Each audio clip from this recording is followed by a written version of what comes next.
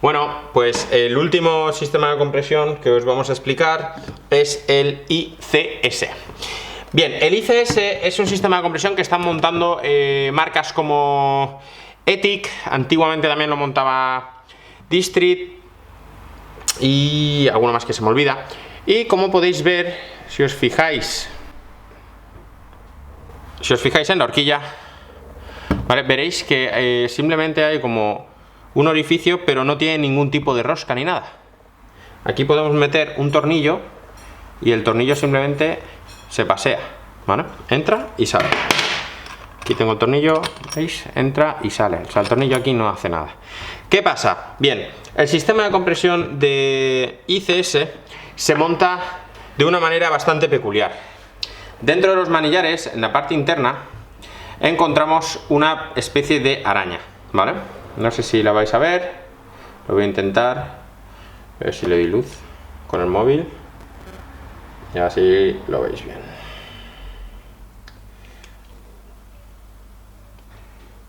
Venga, luz, ¿veis? Ahí está, ahí tenéis la araña. ¿Qué es eso? Pues bien, eso es se llama araña, y lo que hace es que el tornillo que va a entrar por dentro de la horquilla va a apretar directamente sobre la araña que está en el interior, ¿vale? Con lo cual va a ir comprimiendo poco a poco toda lo que es la parte de la horquilla y la parte del manillar. ¿Cómo se monta esto? Muy sencillo. Lo primero que tenemos que hacer es desmontar la rueda. Esta rueda incluso ya viene suelta de serie para que nos demos cuenta de que esto se tiene que desmontar, ¿vale? Quitamos los tornillos y meteríamos el tornillo por dentro de la horquilla. Mirad, todos los scooters que montan ICS tienen que venir con una llave enorme. Esto es una llave estándar y esto es la llave de ICS. ¿Veis que es enorme? ¿Vale? Todos los scooters vienen con esta llave. ¿Por qué? Porque si no viene con esta llave es como un coche sin llaves. O sea, es que no lo puedes montar. Esta llave es especial para poderla montar en el interior de la horquilla y que atraviese toda la horquilla el tornillo. ¿Dónde está el tornillo? Venga. Cogeríamos la parte más larga. Ahí está, ¿vale? Cogemos la parte más larga de la llave y la metemos por dentro de la horquilla. Cogeríamos, ¿lo veis por aquí? Ahí lo tenéis. Bien, este va a ser por donde va a entrar la rueda, el tornillo. Pero primero tenemos que montar el manillar. No lo monto porque no lo vais a ver. Bueno, sí, lo puedo montar y así lo veis. Lo vais a ver un poco raro, pero lo vais a ver. Mirad.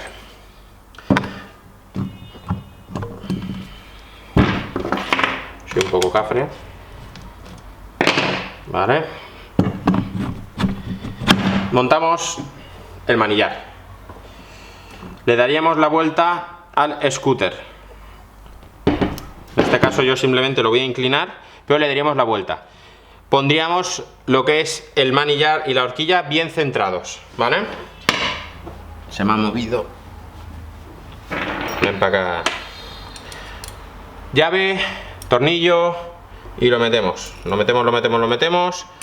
Empezamos a buscar poco a poco el hueco hasta que lo encontramos y le damos vueltas. Vais a empezar a notar que el tornillo empieza a hacer algo de resistencia. Si os fijáis ahora, si yo intentara sacar el manillar, ¿veis? De aquí no pasa. ¿Por qué? Porque al apretar ya está haciendo la compresión. Según yo vaya apretando, el manillar va a ir bajando hacia la tapa de dirección y al final comprimiría todo, la horquilla, la dirección y la tabla. Bueno.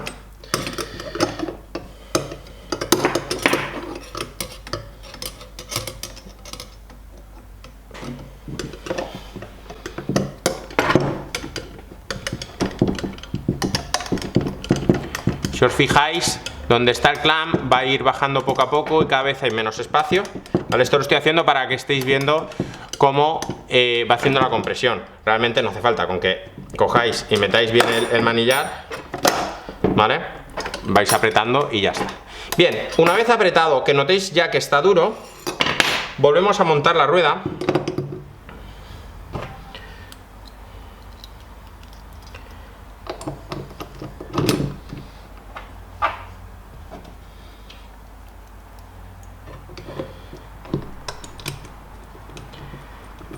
¿vale?